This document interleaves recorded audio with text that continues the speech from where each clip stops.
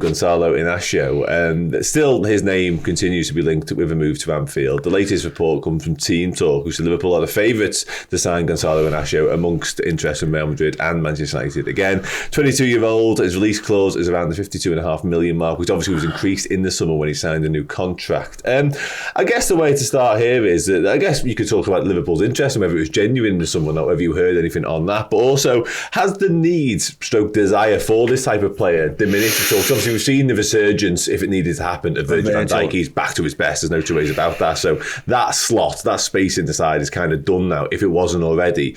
And also, I guess when Robertson's fit, the need for a left back to do it as well has kind of gone a little bit, because he was so good at the start of the season. Yeah, and you've got obviously the emergence of Jarell Quansah as well as potentially a first team player, and it still is potentially, he's doing really well, but he's got steps to make, clearly. I think Liverpool still need centre back, maybe plural, going forward. You've got obviously Joel Matip coming to the end of his contract, coming to the end of his top level shelf life, I would say. Yep. I think you've still got some questions over Konate. I think Konate's an excellent player and potentially a real top European defender, but you've got to keep him fit, and I think he's got to improve actually on what he's shown in the first part of this season, in my opinion. I don't think it's been a terrible start, but I think it's not one that's convinced anyone that you've said, well, there you go, Konate's in the team. I think the fact that if you said to me now, what's the team for Saturday, I'd be Matip, Konate, I'd be on the fence. Matip the team a little bit season, hasn't he? Yeah, absolutely. And Matip's had some really good games this season. You would have hoped by now that Konate would have been almost inked in alongside Van Dijk. I think Liverpool still need to buy a centre back. It might be that case that they do it before the event, so they do it in January, a la Diaz, Gakpo sort of type of signing, which lends itself to, if you've got a release clause, it makes it a lot easier. Inacio, he's a left-sided centre back. He can play left back. He's a centre back, really, isn't he? I think he's going to end up playing at centre back. That does bring with it a problem, obviously, if you're spending 50 million on a player who plays in the same position as Virgil. Not that it's impossible to play a left footer at right side centre back or move it. I don't expect Liverpool would do that necessarily. But he's definitely a player that at 22, playing in a team like Sporting, playing for Portugal, I think he'll be part of their squad for the Euros. I think he might even be part of their team for the Euros. He's clearly got a move in him. Soon, you would expect. They've got another centre back, I think Diomande is he, who plays alongside him, who's also been linked with, I think Chelsea have been linked with him. So yeah, there's a few players there at Sporting, as there always seems to be, Sporting, Benfica, Porto, that are in line for a move. I think the question will be how highly do Liverpool rate him in particular. I think there's no question they need a centre back. Is he the one? I don't think they were ever close to signing him in the summer. No. I don't think they were close to signing any centre back in the summer at that time. Whether that's changed for January, at the moment I'd be surprised. But if an opportunity emerges, as it did with Luis Diaz, as it did with Cody Gakpo, then potentially. Yeah, interesting. Okay. I want to touch on the contract as well, because they've been talking about. I actually put this in the agenda prior to a report coming out. I was going to ask you about Trent and Mo, because they've been sort of linked or rumoured to be in line for new deals in the not too distant future, albeit the Mo Salah conversation is a bit more complicated. But since that, there's been a report from Football Transfers about Virgil van Dijk and Jurgen Klopp potentially being in line. Or Liverpool have a plan to give those two new deals. I think we'd all like to see it, wouldn't we, at a minimum? Yeah. Van Dijk got another year after this. He's 25. Yeah, 2025. I think the resurgence he's had in terms of form, and I remember speaking to someone around Liverpool about Van Dijk. I started last season and sort of said, do you start having to think about Van Dijk's succession plan, if you like, with him maybe getting into his 30s, and so well.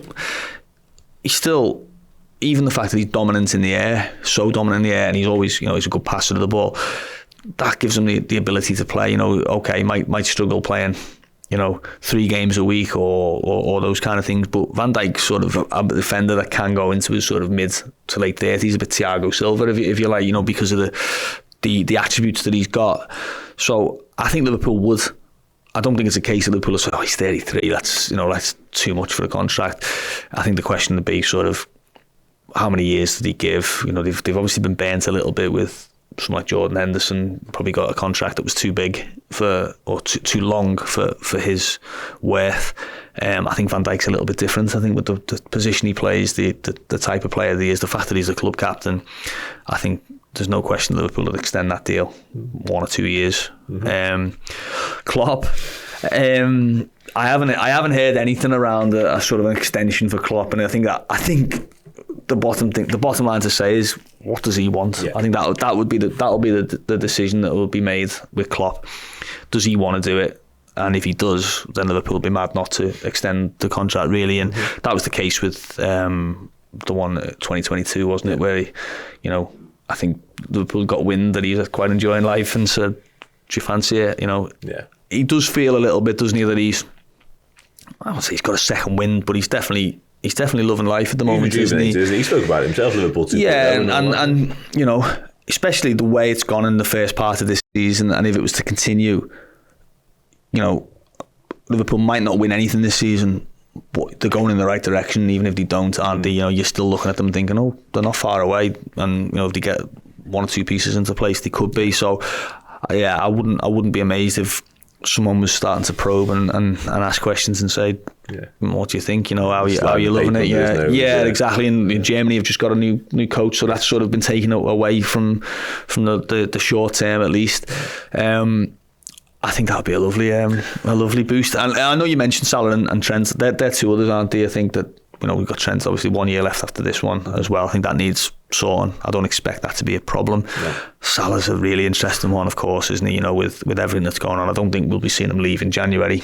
The question's going to be asked about Saudi in the summer, of course.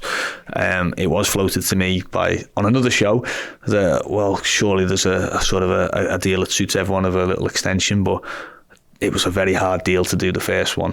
It's a deal that's good enough to be in the Harvard Business School because of the length and the breadth of the negotiations. So, yeah, I think buckle yourselves in if Liverpool are going to try and renew that one. Yeah, it's going to be an interesting one. Christmas is coming now, Liverpool Football Club, if you want to give us a gift or two. Absolutely. Well, I always remember that didn't Klopp sign a contract extension? Was it around the time there was a general election? And I'm sure Liverpool put it out the day after the Klopp stay, and it was almost like, there you go. There you go. Yeah. It's not all bad.